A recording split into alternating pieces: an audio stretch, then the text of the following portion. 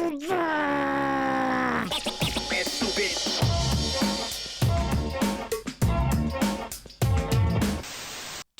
give us the quadruple now, ladies and gentlemen. Welcome back to Football Therapy with me, your host, Jan. How's it going, mate? You feeling good? Yeah. Full time. Wolves 2, Chelsea 6, Enzo Maresca's second game in charge, his first away game, and we absolutely destroy Wolverhampton Wanderers in what in the first half looked like some insane grudge match due to Chelsea winger and hat-trick hero Noni Madueke accidentally posting on his main Instagram story, "This town is sugar," the swear word. Quickly deleting it, going, oops, wrong account, which of course caused a big theatrical drama away in Molineux. He got booed every time he touched the ball. Jackson got booed. Everyone was like tackling each other, flying into aggressive tackles. There were fights. It was weird. It was just absolutely on fire. And the secret to life is taking Mudryk off at halftime and you will score 4 goals without reply. Ladies and gentlemen, this is your match review for Wolverhampton Wanderers 2, Chelsea 6, where Noni Madueke scored a hat-trick. Cole Palmer scored a wonder goal, including a hat-trick of assists for Noni Madueke.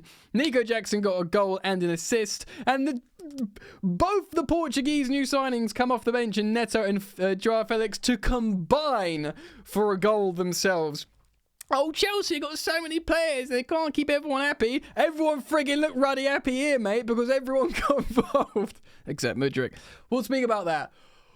Ooh, we're going to look at it today, boys, girls, ladies and gentlemen. We're going to look at the stats, the lineups, the performances, and yes, I'm going to calm down. Actually, no, sorry, I'm not going to calm down. If you're feeling good, drop a like on the video. Thank you for supporting the content. Thank you for joining me here today. Please do subscribe if you choose to do so. Hit the bell. Let's get into it. All right, today, Lavia was injured. Minor hamstring injury, I believe. Nothing to worry about, hopefully. Wolverhampton Wanderers playing a 4-2-3-1. They are a good team. We haven't won at Molineux for years. Real talk. Let's just deep that for a second, shall we, ladies and gentlemen? Not only have we not won there for ages, they slapped us up last season. Friggin' Mateus Cunha scored a hat-trick in our own backyard. He triple dunked on us at Stamford Bridge. And this was a tough game. And in the first half, it was keenly contested. And it was a bit of a basketball match. Until Mudryk came off. Right, let's look at SofaScore for some reference points here, shall we? Here we go. Here's how everyone lined up. Now, Gusto, as you can see here from his heat map, he was the inverter into midfield, which means Mark Cucurella, Levi Colwill, and Wesley Fofana, who didn't have the best game, but I still have belief, and we can talk about that, held the back line. We had Caicedo and Fernandez, of course, with Gusto inverting into midfield to join Moises Caicedo.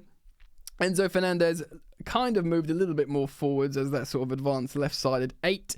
And I imagine Cole Palmer's heat map was meant to be more the right side, but he has serious license to go wherever the ruddy heck he wants. And yeah, that's kind of how we lined up. So it makes that box midfield. It's 3-2-2-3. Is that right? How many players is that? No, 3. Hold on, I can do this. 3 players at the back. 2 to create a box. So that is 7 players with 3 along the front, Yannick. Of course, we started with Nico up front as a striker. Got himself, I believe, a goal and an assist. Noni Madueke playing the right winger, and Mikhailo Mudryk on the left. Now, we needed a little timeline ting. Let's look at the stats first. As you can see, the first half was a keenly contested half. They had the better of it, actually, 1.75 XG to our 0.79. So yeah, nearly a whole XG better than us. They had 4 big chances to our 1, but we had a lot of the ball. We did have chances in and around their area. It was quite keenly contested the first half. We had more of the ball. They had slightly better chances. It was all over the gaff. But the second half, here we ready go. We scored. Hold on. In the second half, we scored 4 goals from 0.77 XG. What an overperformance. What elite finishing. What champagne football. Liquid football. Lovely stuff indeed. So, what happened in this game? Well, Nico Jackson scored in the second minute, which was nothing short of lovely jubbly. I believe it was a Cole Palmer. No, who was assist? I can't remember who's assisted it. Oh, it was a Cole Palmer corner, but it was knocked by, I believe, a Wolves player. It's a great goal. Nico Jackson at the far post, a great header. He meets it well. He guides it to the far post. A great header by nothing short of a great striker. A striker who's getting better, who's positionally versatile, who can play lots of minutes, who's a bit of a warrior as well, Nico. I've always been a Nico believer, even when people were giving me heat for it. I think he's going to have a good season. He's off the mark. Cunha scores a good goal in reply. Nuri. There is a recurring theme here, guys, where we lose it in midfield. Caicedo, who I think played well large spells, he did lose it in midfield a couple of times. And the midfield turnovers, not always the worst thing, unless you've got Wolverhampton Wanderers just absolutely with a massive grudge in a grudge match. It was a great goal. You shouldn't really offer them chances, but them at home, great atmosphere at the time, really good and well executed goal. Gusto got a yellow card in the 40th minute, and he rode that so well. What a game by Malo Gusto. We're going to talk about that. Palmer gets a yellow for dissent shortly after a Gusto foul, and the commentary team was saying maybe he's doing Gusto a favour there to get the heat off him. And then Palmer scores. We get into additional time. Palmer scores that goal. It's a great kick out from Rob Sanchez. Deserves credit in this game. We'll talk about player performances. Gets up to Nico Jackson. Amazing little flick. We know Nico's got skills and flicks and combinational play. He can do that. And what a finish from Cole Palmer to meet it first time. To volley, to lob, to chip the goalkeeper Jose Sarr in goal. And Chelsea are feeling ruddy good. We look great. Superb. But then, of course, they score the equaliser again right before halftime. Larson, I've never seen this guy before. He just friggin' spawned out of nowhere. It was a good goal. That half, like I said, we've seen the stats from the first half. Wolves played very well. All the goals were good, and the neutral is sitting there with a hard on. And I'm sitting there excited but hella stressed. So second half, guys, and we'll talk about player performances after we just go through the timeline. Of course, we see Mudryk come off. At halftime, Pedro Neto starts on the left because, of course, Noni, though he hasn't scored, he's looked good. He's getting booed every time he touches the ball, but he obviously goes Super Saiyan and scores like a hat-trick in, 14 minutes? When Pedro Neto comes on, Palmer to Madueke. From the 49th, between the 49th and the 63rd minute, we absolutely take this game away from Wolves. From them two man, Palmer to his mate Noni. They're both 22 years old, young England, I'll say England internationals, but Madueke's not quite there. They'll carry on play like this, mate. And yes, you've seen around social media, Noni Madueke now has more career hat-tricks than Marcus Rashford. It always comes up when we get players, when anyone scores a hat-trick.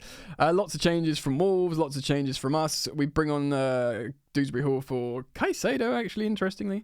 And, of course, both the Portuguese get brought on. João Felix gets brought on in the 68th minute, and 12 minutes later, his Portuguese homie, his international mate from the left-hand side, cuts it back to him. It's an amazing finish from João Felix to put it top left bins. And at this point, there's actually 18 minutes to go, including stoppage time. We nearly have score again, but we see out a meager 6-2 away win. Look, those chances. Lamina scored an offside, amazing volley. The Wolves had great moments. They played really well in moments. But Chelsea in that second half were just absolutely sensational. And just the Portuguese duo getting involved and combining for a goal is such a good feeling as well as a Chelsea fan. All these attackers, it looks like Raheem Sterling's gone. The new number 7 in Neto, getting an assist straight away. João Felix, his song was being sung while he was on the touchline waiting to come on. It's just good vibes, top to bottom. And it was an absolute theatre theatrical game, because it was a basketball match in the first half. You know, the Noni Madueke hate, and he came out in the second half and dunked a hat-trick. It was just absolutely sensational stuff. There was good performances from some Wolves players. I think Cunha and the striker Strand Larsen was good. I think Nouri was really good. Obviously, he got subbed. He should have had a second yellow to be sent off, but he played really, really well. And yeah, the heads dropped when we slapped him up, but really, it's all about the Chelsea performers. First of all, shout out to Enzo Maresca, who's the coach of Chelsea Football Club, who puts Malo Gusto into central midfield, and we create overloads all the time. There were so many times in this game where Wolves were coming forward in possession, carrying the ball, and there was just 4 Chelsea players around them. And I'm thinking, I'm not like a super tactico, but I'm thinking, that's good from Chelsea. They are smothering them. And the game changed in the second half. Look, Mudryk effed me off. He did in the first half. He does a couple of good things each game, and then he just doesn't help the team. I was saying it in my halftime Instagram live at Football Yannick on Instagram. It was about 600 people in the live today. We're talking about the first half. Mudryk was annoying me. Everyone was like, yeah, we got to take Mudryk off in the first half. I wanted to, at halftime rather, I wanted to put on Joao Felix straight away, but Neto comes on, and we look way better. I'm not saying... I was joking when I say take Mudryk off and it makes everything better, but I tell you what, he's not starting the next game for me. We need to sell Sterling. That's clearly going to happen, hopefully, if we can get it done. We're not going to do that with Mudryk because he's too high of asset value. There is a great deal of hope for him still with the Chelsea ownership. They believe he will get there, but he is not there right now. Let's talk about player performances then, shall we? I just need to sneeze. Do I need to sneeze? Right, pause the recording. I didn't sneeze though. Rob Sanchez in goal, better. He looked like that Lamina goal where he was offside and it was ruled out. It didn't look great.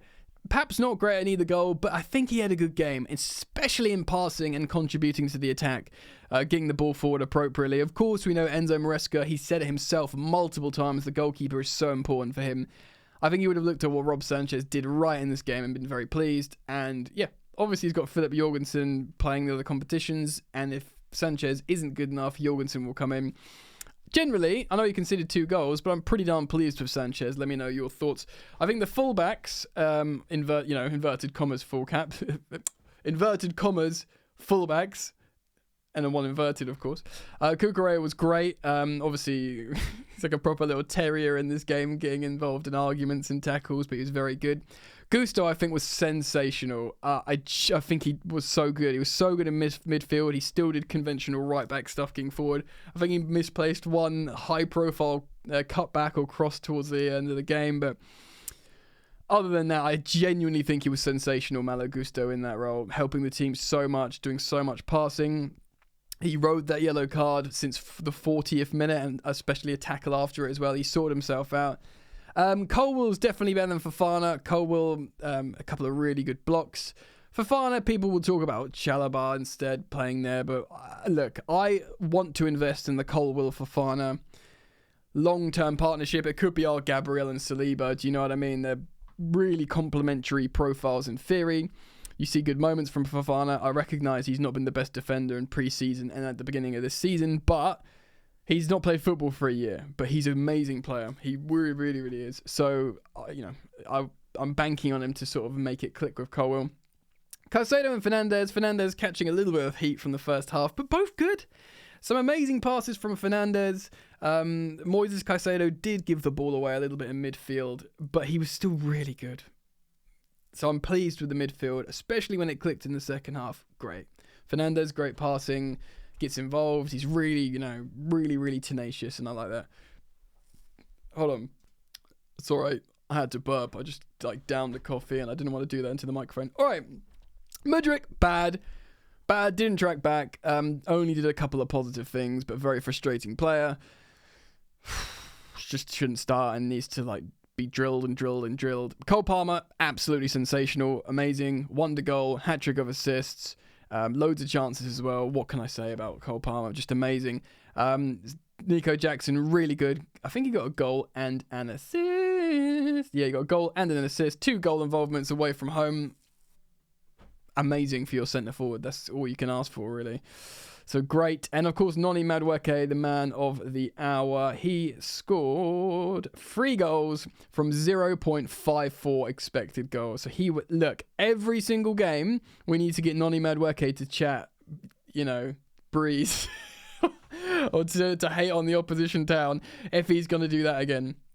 In terms of players that came on, Kiernan Dewsbury-Hall came on, he did a bit, whatever. Renato Vega had a couple of really positive moments, and more I'm actually really pleased with him as a Chelsea player and a useful squad player. He ain't going anywhere for me. Christo looks good as well. I'm definitely going to sell him from my fantasy football because I just don't trust him to always play now. Unless he starts on the left wing, but I think Neto will. So Christo looked good. He had a couple of moments. Renato Vega, very impressive. Dewsbury-Hall, fun. And of course, the 2 Portuguese, Pedro Neto assisting for Joao Felix. He frustrated himself. It looked like Neto a few times, as did Felix. Felix did a few wayward passes, but with that finish and getting amongst it. And, he's just a great operator, and Chelsea are amazing.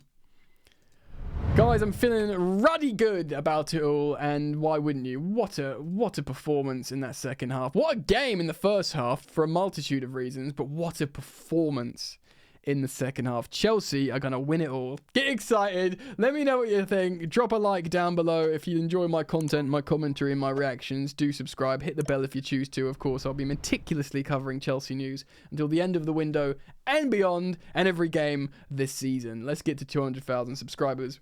Love you very much. See you in a bit.